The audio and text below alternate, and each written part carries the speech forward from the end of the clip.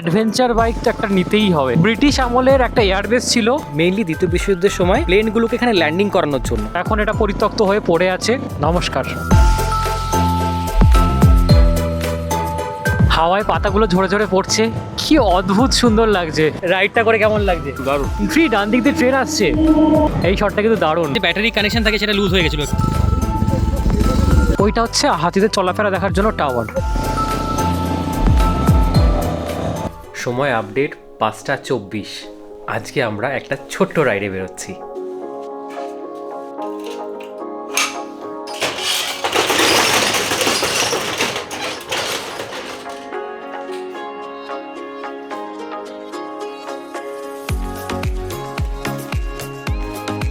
ভেতরে ডিক্যাথলনের বেস লেয়ারটা পরেছি, তার উপর রাইনক্সের থার্মাল লেয়ারটা পরেছি, এর উপরে যাবে riding jacket. Finally riding jacket পরে নিয়েছি আর রাইডিং প্যাডের জায়গায় নি গার্ডগুলো পরেছি।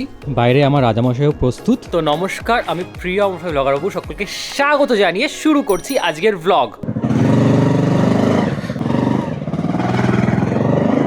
আমাদের এখানকার রাস্তাঘাটের যে অবস্থা, সরকার বলছে যে এমন রাস্তাঘাট করে রেখে দেবো তোমাদের অ্যাডভেঞ্চার বাইক ছাড়া কোনো উপায় থাকবে না। দেখো কি অবস্থা এখানটা।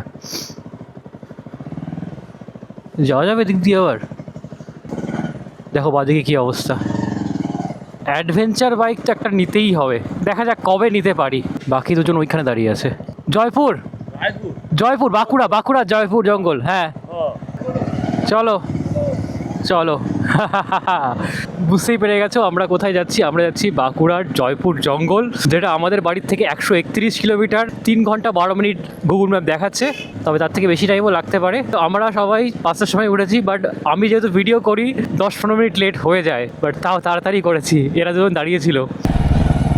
আমাদের নিউ ব্যারাকপুরে অলিগলি দিয়ে রাজামশাইয়ের আমি এগিয়ে চলেছি। এখান থেকে বাদিক নেব, সামনেই মেইন রোড আসবে, যশোর রোড। মাইকেল নগর থেকে উঠবো। এই যে এসে গেছি। তুমি কি আগে থাকবে? যাও, ওদেরকে আগে পাঠিয়ে দিলাম, আমি লাস্টে থাকছি আপাতত। এবার তোমার সাথে পরিচয় করিয়ে দিই যারা দুজন আমার সাথে যাচ্ছে। আমার সামনে রয়েছে অর্ণব, আর তার সামনে অ্যাভেঞ্জার 220 স্ট্রিট ভার্সন যিনি চালাচ্ছেন। ওনাকে হয়তো কোনো ব্লগে দেখোনি, উনি হচ্ছেন প্রবীর দা। আমরা 3 জন মিলে যাচ্ছি জয়পুরের জঙ্গলে। ঠান্ডা আছে ভাই, ভালোই ঠান্ডা। আমরা এবার বেলঘুরিয়া এক্সপ্রেসওয়ে ধরে নিচ্ছি। বাই দ্য ওয়ে, আমি ভাবছি 2-3 মাসের মধ্যেই কিছু ট্রিপ অর্গানাইজ করব। তোমরা কে কে আমার সাথে, শর্ট ট্রিপ হোক, 1-2 ডে ট্রিপ হোক, প্রথমে তো শর্ট দিয়েই শুরু করব, ধরো 1 ডে রাইড, বা রাতে গিয়ে স্টে করলাম পরের দিন ব্যাক, এরকম রাইডে কে কে আমার সাথে জয়েন করতে ইচ্ছুক একটু কমেন্টে জানিও। সেই বুঝে প্ল্যানগুলো করব। মানে মোটামুটি 8-10 জন হলে তো বেশ জমে যাবে। আমি যেহেতু নিউ ব্যারাকপুর থাকি, কাছাকাছি হলে বনগা লাইনের এইদিকে যদি কেউ থাকো, ফর এক্সাম্পল দমদম হতে পারে, বিরাটি, মধ্যমগ্রাম, বারাসাত, এই দিকে, তো আমাকে একটু জানিও, আমি সেই অনুযায়ী প্ল্যানগুলো করব। সেকেন্ড কথা হচ্ছে, আমার যে গোপ্রোটা, এই যেটা থেকে আমার এই ভিউটা শ্যুট হচ্ছে, সেই গোপ্রোটা আমি সেল করে দেবো, কারণ অলরেডি আমি ডিজে অ্যাকশন 4-এ সুইচ করে গেছি। তার উপর একটা ভিডিও আসবে, তো তোমরা সেই ভিডিওটা দেখো। এই গোপ্রোর সাথে অনেক কিছু অ্যাক্সেসরিজও সেল করবো। বাপরে বাপ, এখানে তো কুয়াশা রীতিমতো, একটু সামনে থেকে কিছু দেখা যাচ্ছে না। এরকম কুয়াশা যে পাবো এটা তো আশাই করিনি। যথারীতি এখান থেকে আমরা বালি ব্রিজের ডান দিকের রোডটাই নিয়ে নিচ্ছি। আবার আমরা চলে এসেছি বালি ব্রিজ। ও কি এন্ট্রি, ডান দিক দিয়ে ট্রেন আসছে, পুরো ফাঁকা। এই শটটা কিন্তু দারুণ দারুণ গোপ্রোতে ক্যাপচার হচ্ছে। এই টোলটা হচ্ছে নিবেতে সেতু যারা যাবে তাদের টোল। আগের বার যেমন আমরা মন্দারমণির জন্য খড়গপুর রোড ধরেছিলাম, এবার দিল্লি রোডটা ধরে নিয়েছি। এই রাস্তায় অনেক দিন পর আসছি, অনেক দিন কি অনেক বছর পর। একটা বড় সড়ো ইউ টার্ন, ও টার্ন।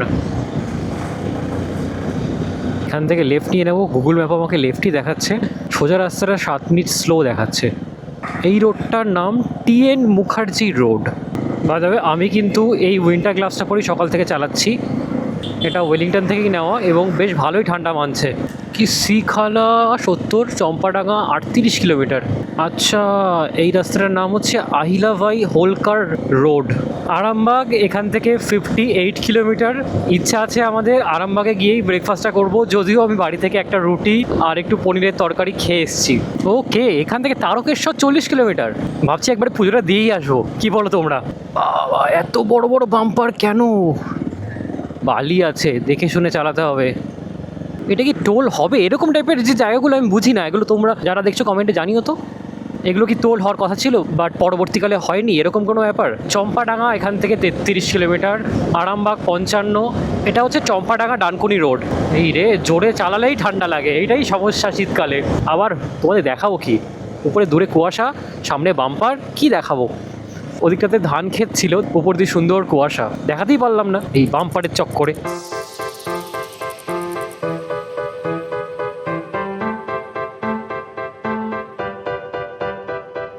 সময় আপডেট 7:30। আমরা প্রথম একটা ছোট্ট ব্রেক নিয়েছি, আসলে প্রবীরদার চা খাওয়ার নেশা, সেই জন্যই ব্রেকটা নেওয়া হয়েছে। তো চা খাওয়ার আগে বিস্কিট চলে এসছে। পরিচয় করিয়ে দিই, এই যে হচ্ছে প্রবীরদা আর এই যে হচ্ছে অর্ণব, যাকে তোমরা আগের ব্লগেও দেখেছো। হ্যালো। দুজনেই বিস্কিটকে শুরু করে দিচ্ছি কারণ চা রেডি হচ্ছে, তাই তো? একদম। প্রবীরদার বাইক অ্যাভেঞ্জার 220 স্ট্রিট, এটা হচ্ছে অর্ণবের বাইক FZS ভার্সন 2, আর এই যে হচ্ছে আমার রাজামশাই। একটা দারুণ চায়ের দোকানে দাঁড়িয়েছি, দেখো এইখানে চায়ের দোকানটা, এই পাশে হচ্ছে সুন্দর একটা নেচার, ধুধু মাঠ, পেছন দিকে আবার ইলেকট্রিকের লাইন যাচ্ছে এইভাবে উপর দিয়ে, আর এই যে হচ্ছে রাস্তা, এই রাস্তা দিয়ে আমরা সোজা গিয়ে আরামবাগে থামবো। রাইডটা করে কেমন লাগছে? ভালো লাগছে? দারুণ দারুণ। প্রবীরদাই কিন্তু লিড করছে। তোমার তো ম্যাপ ট্যাপ লাগছে না, এই যে রাস্তাটায় ম্যাপও দেখাচ্ছিল এটা, আর একটা মেইন রোড দিয়েও আছে। আরেকটা রাস্তা আছে যেটা তারকেশ্বর হয়েও যাওয়া যায়, আর এটা বর্ধমান হয়েও যাওয়া যায়। তাই এটা শর্ট রাস্তা, হ্যাঁ সেটাই দেখলাম। কিন্তু বেটার রাস্তা বর্ধমান। অর্ণব, কেমন অভিজ্ঞতা? ভালোই লাগছে, সকালবেলা উইন্টারে একটা আলাদা ফিলিং আছে, তো এনজয় করছি রাইডটা। ওকে।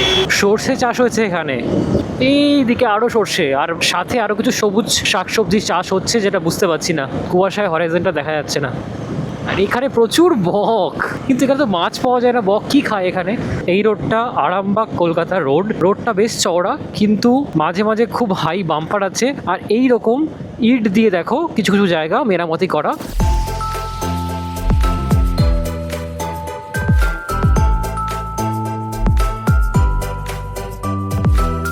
এখান থেকে আরামবাগ 22 কিলোমিটার, বাঁকুড়া 112। ওপরে একটা ব্রিজ উঠে যাচ্ছে, বাট আরামবাগ বা তারকেশ্বর গেলে তোমাদের নিচের রাস্তাটা নিতে হবে। আরামবাগ এখান থেকে সোজা, আর ডান দিকে পড়বে তারকেশ্বর। একটা টোল গেট এসছে, নাম তো কিছু জানি না, বাট এই টোলটা আমরা ক্রস করবো এখন।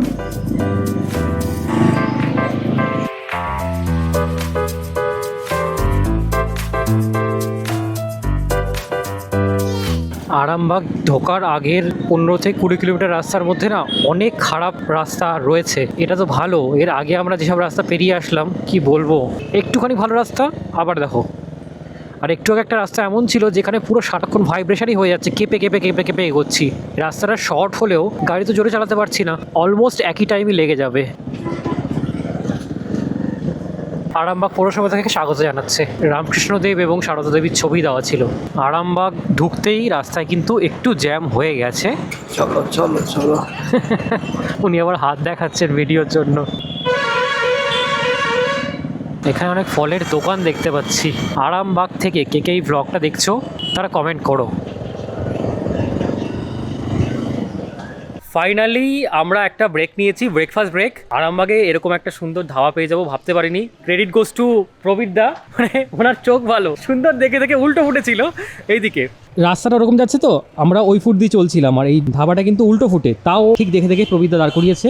এটা বিষ্ণুপুর রোড রয়েছে, আর এদিকে ভারত পেট্রোলিয়াম, তার ঠিক উল্টো দিকেই ধাবাটা পড়বে। আমাদের বাইকগুলোকে এখানে দাঁড় করিয়ে দিয়েছি। আর সবচেয়ে যেটা ইন্টারেস্টিং জিনিস, এখানে ভেতরে তো বসার জায়গা আছেই, বাইরে রয়েছে খাটিয়া। অর্ণব একটু আগে রিল্যাক্স করছিল এখানে, প্রবীরদাও শুয়েছিল, আমার ভিডিওর চক্করে উঠে বললে কেন? আর আমাদের খাবার এখানে চলে এসেছে, খাবারে আমরা রুটি নিয়েছি, সাথে এখানে রয়েছে চানা, এছাড়াও এক প্লেট তরকাও অর্ডার করেছি। তো এবার সবাই শুরু করে দেবো, খেয়ে নেবো। এখান থেকে জয়পুরের জঙ্গল 44 কিলোমিটার, 1 ঘন্টা মতো সময় লাগবে। এই রোডটা হচ্ছে আরামবাগ কতুলপুর রোড। রাস্তাটা আগের তুলনায় অনেক ভালো, আর এখানে একটু এরকম টাইপের বাম্পার, যেগুলোতে বাইক অতটা না স্লো করলেও চলে। কত সর্ষে হচ্ছে এখানে, সুন্দর লাগছে। এই রাস্তাটা ঘুরছে মনে হয় এদিকে, আর এই রাস্তার সাইড দিয়ে এরকম বড় বড় গাছ সারিবদ্ধ হবে। না অ্যাকচুয়ালি ওটা রাস্তা না, ওটা আলের উপর দিয়ে এরকম গাছ আছে। রাস্তা কন্ডিশন মোটামুটি, সাইডের এই হালকা বালি বালি একটা হলদে হলদে ভাব, আর দুদিকে একটু গ্রিনারি রয়েছে, আর উপর দিয়ে এই গাছগুলো, বেশ ভালো লাগছে। এটা একটা টোল প্লাজা, কিন্তু এখানে কি টোল কাটে আদেও মনে তো হচ্ছে না। কতুলপুর ঢুকে গেছি আমরা, এটা শহর, তাই জন্য একটু জ্যাম এখানে পাবো। খুব সম্ভব এটা বর্ধমানের অন্তর্গত। বাইক ঠিকঠাক চলছিল, কিন্তু রাস্তার যা অবস্থা, ঝাঁকুনিতে ব্যাটারির যে কানেকশন লুজ হয়ে গেছিল, তাই স্টার্ট নিচ্ছিল না। তো এই গ্যারেজে এসেছিলাম, এখানে এসে ভাই চেক করলো, চেক করে এই জায়গাটা দেখলো লুজ হয়ে গেছে, খুলে টাইট করে দিল। এখন দেখো পুরো প্রপার স্টার্ট নিচ্ছে। গ্যারেজটা হচ্ছে এই যে, আমি দেখিয়ে দিই একবার, বিনা অটো টেক কেয়ার, ঠিক আছে? এখান থেকে আমি জিনিসটা রিপেয়ার করলাম। ভেতরে যে ব্যাটারি কানেকশন থাকে সেটা লুজ হয়ে গেছিলো, একটু টাইট করতেই গাড়ি অটোমেটিক স্টার্ট নিয়ে নিল। রেডি? গ্যারেজটা না থাকলে তো বুঝতেই পারতাম না আমরা কি প্রবলেম হয়েছে। আর দেখো রাস্তার অবস্থা, একদম প্লেন রাস্তা নেই, সবসময় কিছু না কিছু ঝাঁকুনি হচ্ছে, তার জন্যই হয়তো ব্যাটারির জায়গাটা লুজ হয়ে গেছিলো। এরকম প্রবলেম আমার উত্তরাখণ্ড যেতে হয়েছিল, তখন আমরা ভেবেছিলাম ব্যাটারি খারাপ, বাট তখন ব্যাটারি খারাপ ছিল না। তোমাদের এরকম প্রবলেম হলে অ্যাভেঞ্জারে ব্যাটারির ওই জায়গাটা চেক করবে, ওটা লুজ হয়ে গেছে কিনা সেটা দেখবে। আশা করি ওখান থেকেই প্রবলেম সলভ হয়ে যাবে। মাত্র 10 টাকায় ওনারা সারিয়ে দিলেন। আগের বার তো কোথায় সার্ভিস সেন্টার ছোটাছুটি করছিলাম। এই রাস্তায় চালিয়ে আমি একটু মজা পাচ্ছি না, রিল্যাক্স ভাবে চালানোই যাচ্ছে না। খানা খন্দ এত কিছু দেখে চালালে ভালো লাগে বলো? কোথায় ভাবলাম একটু মজা করবো। জয়পুর এখান থেকে আর 10 কিলোমিটার, 16 মিনিট লাগবে। জয়পুর যেতে গিয়ে যদি কারোর বাইকে প্রবলেম হয়, বিনা গ্যারাজে তোমরা যেতে পারো। ফোন নাম্বার আমি দিয়ে দেবো অন স্ক্রিন, আশা করি তোমাদের কাজে লাগবে কখনো।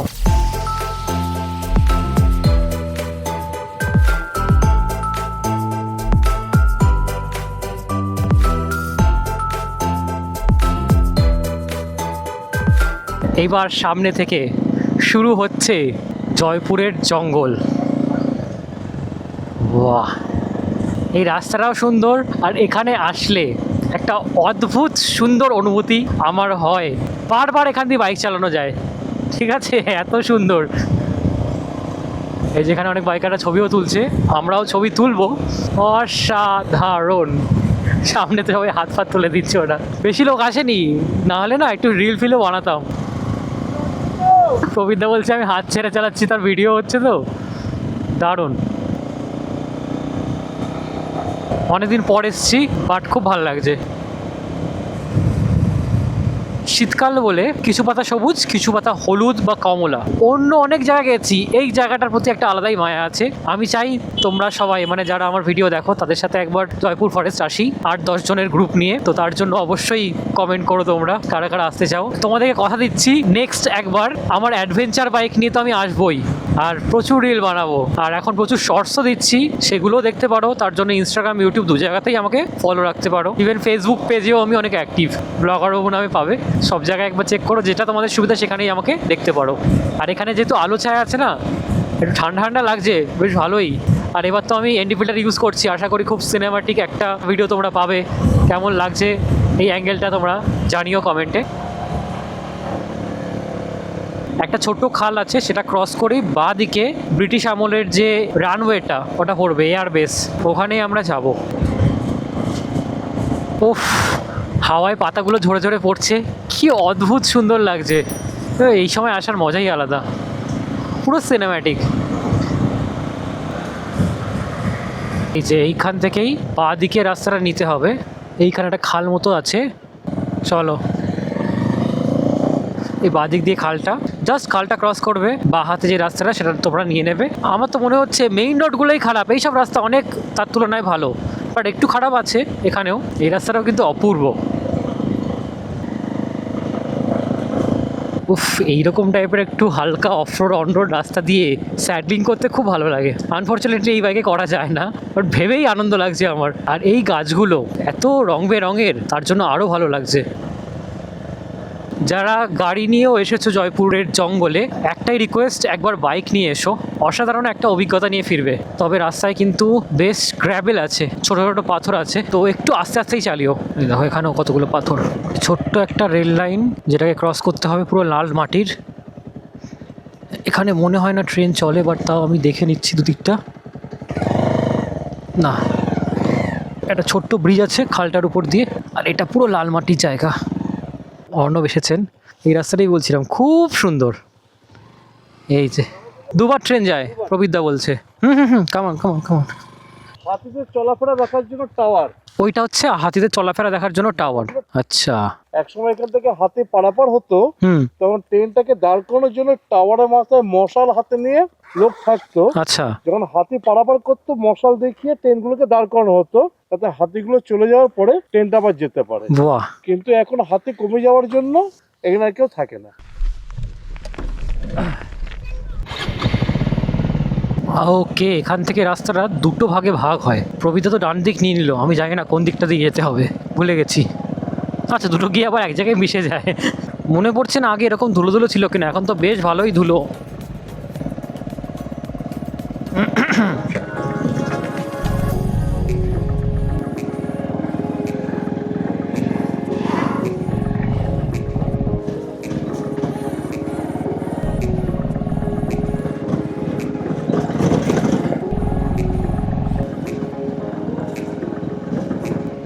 কিন্তু প্রপার বন দেখতে পাচ্ছ, বেশ ঘন দুদিকের বনটা। আর এখানে তো পিকনিক হয়, তাই গানের আওয়াজ আমি এখান থেকেই শুনতে পাচ্ছি। এই রাস্তাটায় সূর্যের আলো বনের ফাঁক দিয়ে একটু একটু করে পড়েছে, কি সুন্দর লাগছে। বালির মধ্যে হালকা চাকা স্কিড করছে। এখানে সব পর্ণমোচী গাছ, একটাও পাতা নেই। ফাইনালি আমরা এয়ারবেসের মধ্যে ঢুকে গেছি। এটা অনেকটা ফাঁকা জায়গা, এদিক দিয়ে গাড়িগুলো রাখা আছে দেখতে পাচ্ছ। আর পুরোটা তোমার এটা পিকনিক স্পটও বলতে পারো, লোকালরা এখানে পিকনিকও করে। এদিকে সোজা ওইদিক অবধি পুরো হচ্ছে ফাঁকা জায়গা, বাইক চালিয়েও খুব মজা হবে। চলো একটু বাইক চালিয়ে আসি। অনেককেও ডাকছি এদিক দিয়ে, এখানে বাইক চালিয়ে সিরিয়াসলি মজা, খুব খুব মজা। প্রচুর বাইকাররা এখানে আসে। আগে একবার এসে আমি অ্যাডভেঞ্চার 390ও চালিয়েছিলাম, আলাদাই লাগে এখানে। এটা প্রবীরদা আবার নকশা করছে বাইক নিয়ে। কেত নমস্কার। এরকম ফাঁকা জায়গায় বাইক চালাতে হবে, রাস্তায় বেরোলেই খালি গাড়ি, ট্রাফিক, এই ওই সেই সিগন্যাল, এত কিছু মেনে চালানো যায় বলো? এই পুরোটাই ব্রিটিশ আমলের একটা এয়ারবেস ছিল, এখন এটা পরিত্যক্ত হয়ে পড়ে আছে।